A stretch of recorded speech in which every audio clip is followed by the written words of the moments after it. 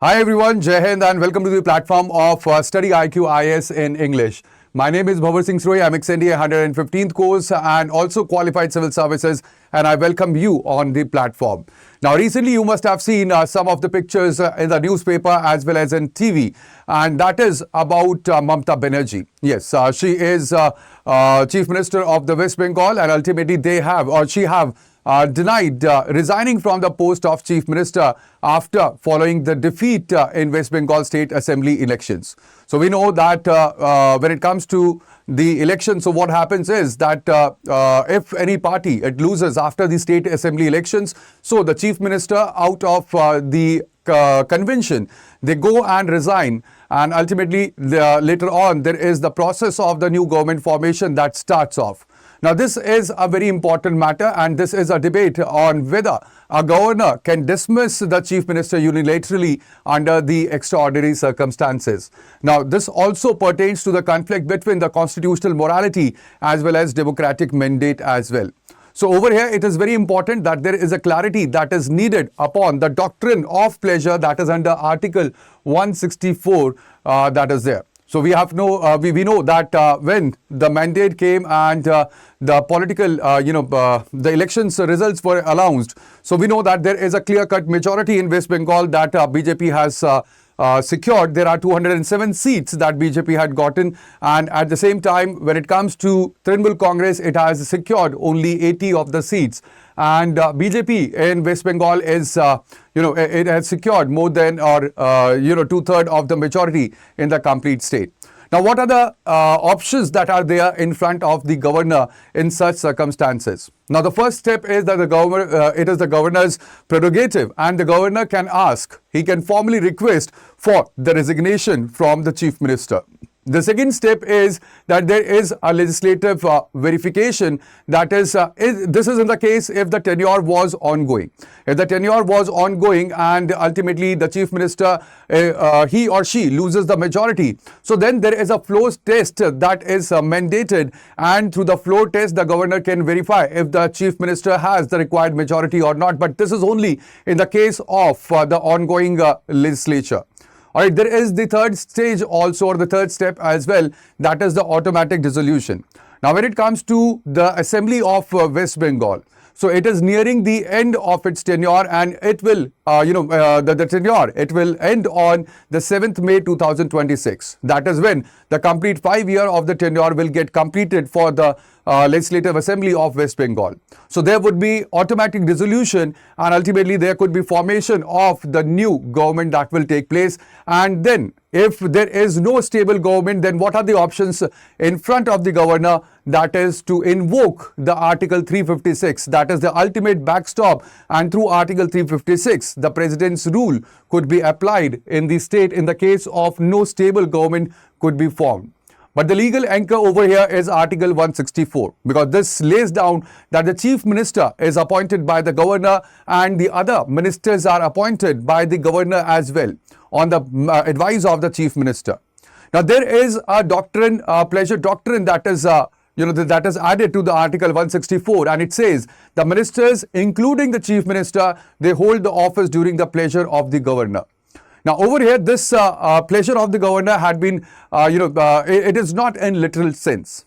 All right, there is Council of Ministers that is there, and they have the collective responsibility to the Legislative Assembly, and the pleasure of the governor is not arbitrary, but it is linked to the support of the majority of the House, or it is linked to the aid and advice of the Council of Ministers. Now, when it comes to the governor's discretion, so governor discretion is there. But at the same time, the governor cannot dismiss a chief minister just because they find them unfit or unethical. All right, the governor's pleasure is not a personal one, but also it is a constitutional one, and it exists only as long as the chief minister enjoys the majority in the House. When it comes to Article 356 and even the discretionary powers of the governors which are there, they have the genesis in the Section 93 of the Government of India Act 1935. So we have taken most of the sections from Government of India Act 1935, and governor's discretionary power were also mentioned in Government of India Act 1935. Now, there are certain provisions that we need to see. In Article 163 clause 1, there is that the governor, he will act on the aid and advice of the council of minister, and this is binding in the normal circumstances. In normal circumstances, the governor does not have the discretionary powers. Alright, when it comes to Article 164 clause 1, it says that ministers, they hold office during the pleasure of the governor, and this is linked to the majority of the house, where the majority is the ruling party. Alright, then Article 164 clause 2 says that the complete council of minister, they are collectively responsible towards the assembly, and the ultimate test is the floor test that is available in front of the governor. And also Article 163 clause 2, that lays down the governor's discretion, but at the same time the judicial standards have limited the governor's discretion by the methods of reasoning. Alright, there was a landmark judgment that happened in the Supreme Court, and this is S.R. Bommai, that changed the complete tide of the center-state relationship. Now, this revolutionized the center-state relations and even the governor's role, and it said that the majority support of a government must be tested only on the floor of the house and not in the subjective opinion of the governor. So, through this case, afterwards what happened was that it prevented the arbitrary dismissal of the elected governments by political governors, and also it made Article 356, that is the President's rule, subject to the judicial review. Now, there is a recent case verdict as well that happened in 2016, and that is Navam Rabia case. In this Navam Rabia case, it was laid down that the governor's discretion is limited, or it is restricted to the specific provisions only. Just like we have Article 163, and the governor, in normal circumstances, he must act on the aid and advice of the council of minister in most of the cases. The governor also cannot summon or prorogue the house against the advice of chief minister unless the chief minister has lost the majority, and ultimately this judgment also further curtailed the active governor model in the political disputes. Alright, so these are some of the landmark cases when it covers the center-state relationship, especially about the governor's role and its discretion.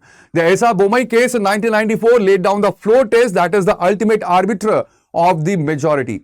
In Rameshwar Prasad case in 2006, it was laid down that the governor's report is subject to judicial scrutiny for any malafide. In Navam Rabia case, it was laid down in 2016 that the governor's discretion is narrow and it is not a journal power. And also in a reference case by Tamil Nadu in 2025, it was laid down that deemed assent and no pocket veto is available to the governor, and these are the important verdicts or the landmark judgments that you should follow. Now, when it comes to the complete model of the governance that we have, it is the parliamentary system of government, whether it is at the center or in the state. There is a collective responsibility that is given under Article 164 clause 2, and it says that this is the core mechanism, and ultimately if a no confidence motion is passed, so the complete council of minister, it will resign, and it must resign. That is what the collective responsibility is. The ministers, they must defend the governor's government decisions in the public, or otherwise they must resign, and ultimately that leads to the internal harmony when it comes to the functioning of the government. And when it comes to the mechanism of removal, so in this context, the chief minister can only be constitutionally forced out if they lose the majority or they lose the vote in the assembly. So governor's role when it comes to the power setup or the governance model that we follow, it is purely to invite or dismiss, that is based on the numerical reality on the floor. Now, there had been recent tensions between the center and the states, all right, and specifically when it comes to the governor's role. And this tussle is basically because the governors are appointed by the center. And ultimately because they are appointed by the center, so they often act as the political agents of the central ruling parties. There is also lack of clear timeline for the governors to act on the bills and even on the floor test.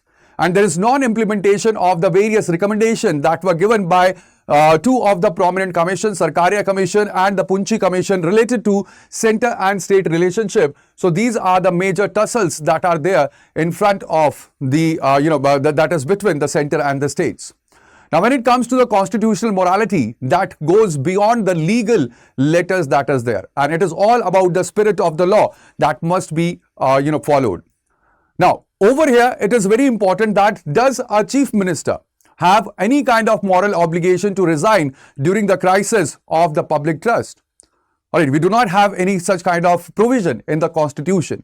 Not only for the chief minister, but also for the prime minister, there is no such kind of provision that is there. Also, there is a ethical question that revolves around the leadership or the responsibility of the leadership as well as the power that leadership holds. And when it comes to the draft, the chief draft of the constitution, that is Dr. B.R. Ambedkar, he viewed the constitutional morality as actually not a natural instinct. It must be cultivated, and also it requires the actors to follow the conventions, even when they are not strictly legal mandates. And that is what Dr. B.R. Ambedkar said. And even when it comes to the Article 356, he was of the view that the Article 356 would be used sparingly. But we have seen what had happened to Article 356. Now, these are some of the recommendations that were given by Sarkaria Commission and Punchi Commission. Sarkaria Commission said that the governor should be a detached figure. That is, he should not be active in the local politics, and the governors, they must act only as a facilitator of the will of the house. In MM Punchi Commission, it was proposed that there should be a localized emergency instead of the Article 356 that is applied to whole of the state, so that there could be handling of the riots of the crisis without dismissing of the state government. Also, it asked for the fixed tenure for the governor's time period that was recommended, and this was not followed. So now what could be the way forward, or how we could strengthen the relationship between the center and the state? So we should implement the panel of the name system for the governor's appointment, where the names should be forwarded by the state as well as it should be forwarded to the center, so that the center can decide among the names which had been proposed. Or there could be a mechanism where both center and the states, they can propose a panel of names, and then a consensus could be arrived, and ultimately the governor could be appointed in the matter of consensus. Also, there should be formalization of the steps that the governor should take or must take during a hung assembly or during the loss of confidence, or if the no confidence vote gets passed. There should also be a continuous review of the discretionary acts to prevent any kind of federal subversion, and also mandatory time-bound floor tests should be there within the 48 to 72 hours that should be provided into the constitution. And these should be legalized, and they should be provided a constitutional basis so that they could be followed everywhere. Now, when it comes to the governor's office, it was intended to be a linkage or a bridge to act between the center and the states. It was never intended to be a tool for the political disruptions, but we have seen that governor's position had been taken advantage of by the center, and that is the point of contention that is between the center and the states. The strength of the Indian democracy, it lies in the rule of law. That is following the spirit of the Constitution of India and also the primacy of the legislature. This should be at the heart of our Indian democracy. So that would be all in this video. I hope that you have the complete understanding that what are the provisions for the governor as well as for the chief minister, and what are the conventions that are there laid down in our Indian governance model. Now, let me tell you that I am starting off with the batch of public administration. This is a very lucrative optional for your upcoming 2027 or 2028 examination for your UPSC. So you can join the batch and you can use the code BRS Live for the maximum discount. Along with this, we have the resolution P2I GS Foundation batch for 2027 and for 2028. Again, you can use the code that is BRS Live for the maximum discount. So that would be all in this video. Thank you very much, guys, for staying with me till the end and to know about the complete structure that we have when it comes to the governance in the states. So that would be all. Thank you. Bye-bye. Take care and Jai Hind. Do take care of yourself, and also do not forget to like, share as well as subscribe to our channel so that you do not miss any of the updates. Thank you. Bye-bye. Take care and Jai Hind.